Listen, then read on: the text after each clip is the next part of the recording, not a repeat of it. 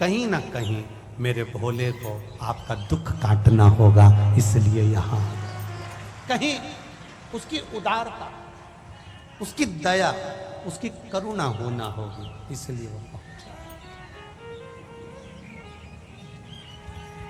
सुनो दिल से, जितने लोग आस्था चैनल पर सुन रहे हैं, जितने फेसबुक के ऊपर सुन रहे हैं, जितने इस उमा पब्लिक स्कूल के पावन प्रांगण में बैठकर सुन रहे हैं, दिल से सुन।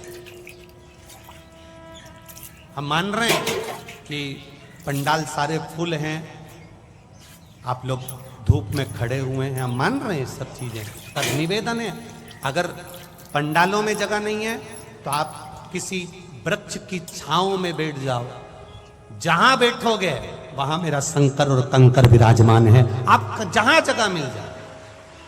और निवेदन करूंगा, अगर पंडालों में जगह नहीं हो तो आपकी गाड़ियों में बैठ जाओ, गाड़ियों के गेट खोल लो और उसमें बैठकर कथा का रस तत्व ग्रहण करो, पर उसके दरवाजे तक आए हो, दिल से सुनना और दिल से कहना, बाबा सब दुख काटो महाराज, उसे दिल से कहो, आप हृदय से कहो। और जब दिल से कहोगे, हृदय से कहोगे, आनंद से कहोगे, तो अपने आप एक आनंद की अनुभूति हो अपने।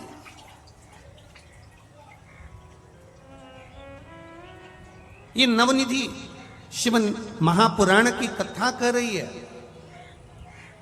कि जिसने विश्वास करा उसको शिव मिला, जिसने विश्वास करा उसको देवाधिदेव महादेव मिले, जिसने विश्वास करा मेरा शंकर, मेरा शंभू, मेरा ओघड़दानी, मेरा भोलेनाथ कभी यहां प्रकट नहीं होता है, कभी प्रकट नहीं होगा। हां, वो नहीं आएगा, पर किसी को माध्यम बनाकर भेज, पर किसी को माध्यम बनाकर भेज देता है कि ये एक बात बहुत ध्यान से सुनना, गुरु आपको माला पकड़ा देगा, गुरु आपके हाथ में जल का कलश पकड़ा देगा, गुरु आपके हाथ में एक लोटा जल पकड़ा देगा, गुरु आपको भगवान तक पहुंचा देगा। पर भगवान क्या करता है, ईश्वर क्या करता है? गुरु का काम है तुम्हारे हाथ में माला पकड़ाना, गुरु का काम है तुमसे भजन करवाना, गुरु का काम है तुम्हारे हाथों में एक लोटा जल पकड़ाना, गुरु का काम है तुम्हें शंकर के मंदिर तक पहुंचाना। पर भगवान का काम क्या है? तो भगवान का काम इतना है कि वो तुम्हें इतना सुख देने लगता है, इतना सुख देने लगता है, तुम्हारे दुखों को काटने लगता है। जब दुख कटने लगते हैं तो तुम भगवान से दूर हटने लगते हो। भगवान का काम है कि ये सब कुछ मांगे पर भक्ति ना मांगे। और शिव महापुराण की कथा कहती है, जो एक लोटा जल विश्वास से चढ़ाता है, भक्ति अपने आप उसके भीतर आ जाती है, तो महादेव को आना ही पड़ता है। गुरु का काम है एक लोटा जल आपके हाथ में पकड़ाना, गुरु का काम है आपके हाथ में माला पकड़ाना, गुरु का काम है आपको मंदिर तक ले जाकर छोड़ देना, गुरु का काम है आपको भजन तक लाकर छोड़ देना, गुरु का काम है आपको शिव महापुराण तक लाकर छोड़ देना। इसके बाद महादेव का कार्य क्या है? आपके दुख काट देना। दुख कट जाएगा, आपका दुख कटा, फिर आप धीरे धीरे भगवान के मंदिर जाना छोड़ दोगे कि अब मेरा काम हो गया, अब बाद में चली जाऊंगी, अब मैंने पशुपति व्रत करा तो मेरा काम हो गया, अब मैं बाद में कर लूंगी। अब दुख कट गया तो आपने मंदिर, देवालय, तीर्थ, व्रत थोड़ा कम कर दिया। कम करा क्यों? तो महादेव से पूछा गया ऐसा क्यों करा? तो कि गुरु ने तो इसके हाथ में एक लोटा जल पकड़ाया था, माला पकड़ाई थी, भजन पकड़ाया था, ये ज्यादा रोज मेरे मंदिर में आकर सफाई करती रहती और जल चढ़ाती रहती और पूजन करती रहती और बेलपत्र, शमी पत्र समर्पित करती रहती। तो शंकर जी कहते हैं, फिर मुझे तुरंत हर बार ये बुलाती और मुझे दौड़ कर जाना पड़ता, इसलिए मैंने इसको थोड़ा सा मंदिर से, भजन से, कीर्तन से, शिव पुराण से दूर कर दिया। दूर करा तो ये अब मुझे भज नहीं पाएगी, भज नहीं पाएगी तो ये अपने दुखड़े खुद रोएगी, फिर ये मेरे करीब नहीं आएगा। अब करो भजन।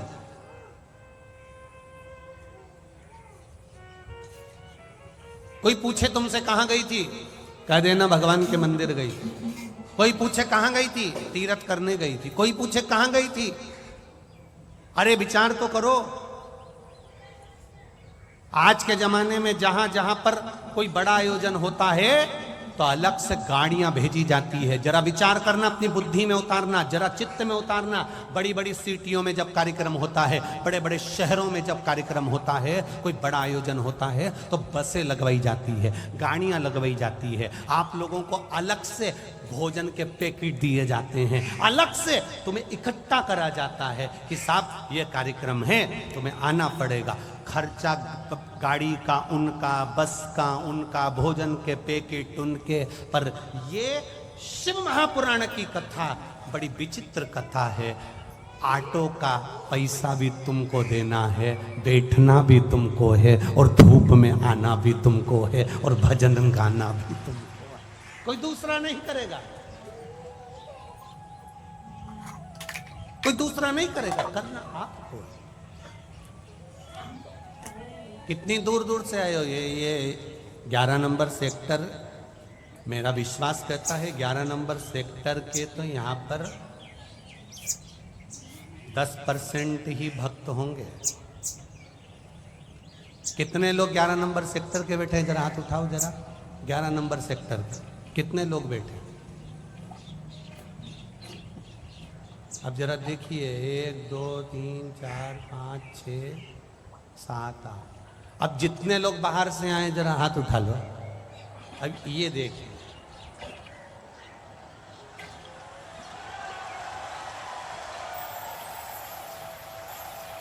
धर लो धर लो धर लो, वापिस धर लो, वापिस धर लो।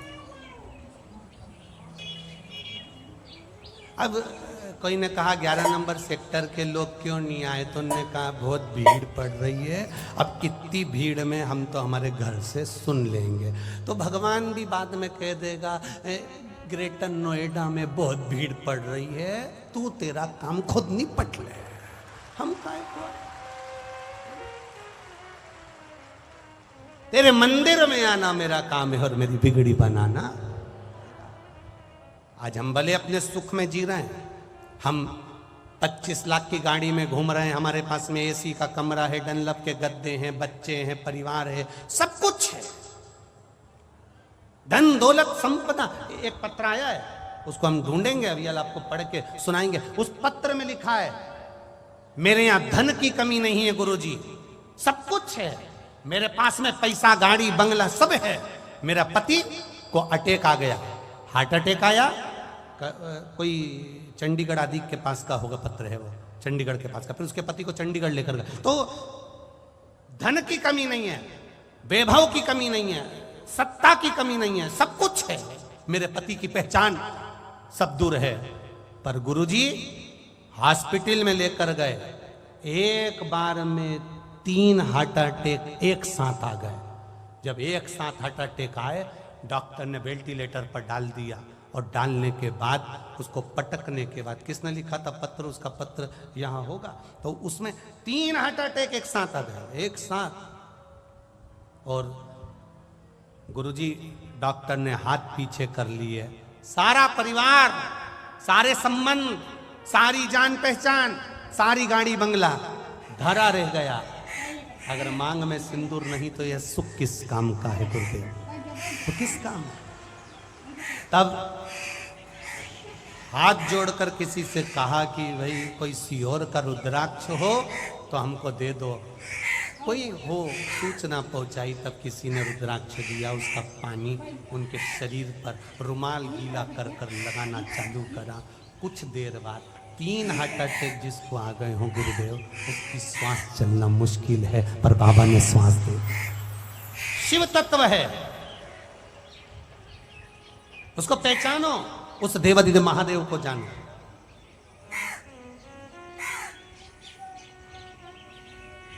सब धरा रह जाता। अंत में डॉक्टर भी कह देते हैं कि अब हमारे हाथ में नहीं है, अब तो उसके हाथ में है। मतलब डॉक्टर को भी मालूम है कि एक ऑपरेशन करने वाला वहां बैठा हुआ है, जो कुछ नहीं करता। केवल लोग कहते हैं ना कि तुम्हारा महादेव क्या करता है, हम कहते हैं कुछ नहीं करता। किसी पैसे वाले की पत्नी कथा सुनने आए और उसको कोई अच्छे पैसे वाले की पत्नी कथा सुनने आई, खूब अच्छे मिनिस्टर की पत्नी, खूब अच्छे अधिकारी की पत्नी कथा सुनने आए और उसको दरवाजे पर कोई रोक दे। तूने मुझे रोका कैसे? तू मुझे जानता नहीं है? हम नहीं जानते, अंदर नहीं जाने देंगे। बोल दिया ना एक बार, नहीं जाने देंगे तो नहीं जाने देंगे। तू मुझे जानता नहीं है, लगाऊं फोन? लगा ले। और उन्हें फोन लगाया और फोन लगा के जैसे ही दरवाजे के उस व्यक्ति को दिया, उन्होंने कहा मैडम हम समझ नहीं पाए, प्लीज कम, अंदर आ जाइए, अंदर जाइए, बैठिए। उसने फोन लगाया तो लोग पूछते हैं ये महादेव करता क्या है? कुछ नहीं, आखिर एक लोटे जल में ऐसा क्या है? हम कहते कुछ नहीं। जब दुख की घड़ी आती है लोग एक लोटा जल लेकर महादेव के मंदिर में पहुंचते हैं। क्यों? यमराज से कहने के लिए लगाऊं फोन। और एक लोटा जल जैसे ही महादेव को चढ़ाने के लिए जाती है, महादेव समझ जाते हैं इसने फोन लगा दिया महादेव को। और महादेव को फोन पहुंच गया तो महादेव ने डमरू खड़काया, जोर वो आकर खड़ा हो जाता है। नवनिधि शिव महापुराण की कथा करिए, आपके भीतर का विश्वास जागृत करिए। जिस दिन आपके मन में आ गया कि एक लोटा जल चढ़ाने से होता क्या है, जिस दिन आपके भीतर आ गया कि एक बेलपत्र चढ़ाने से होता क्या है।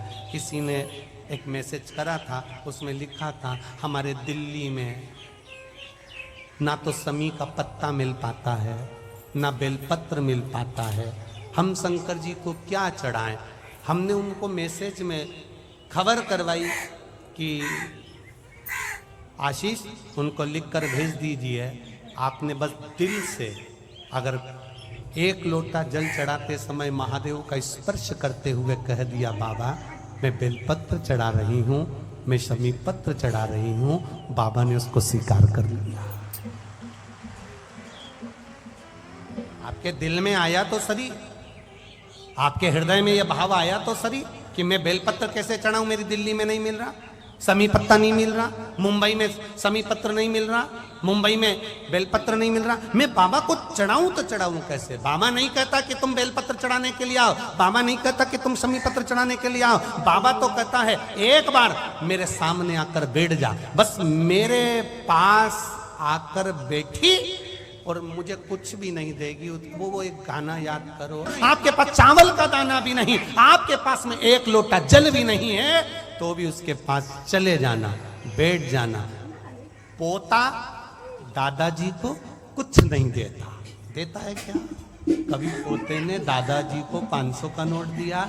नहीं दिया। 1000 रुपए दिए? नहीं दिए। 2000 दिए? नहीं दिए। कभी पोते ने दादाजी को कपड़े दिलाए? नहीं दिलाए।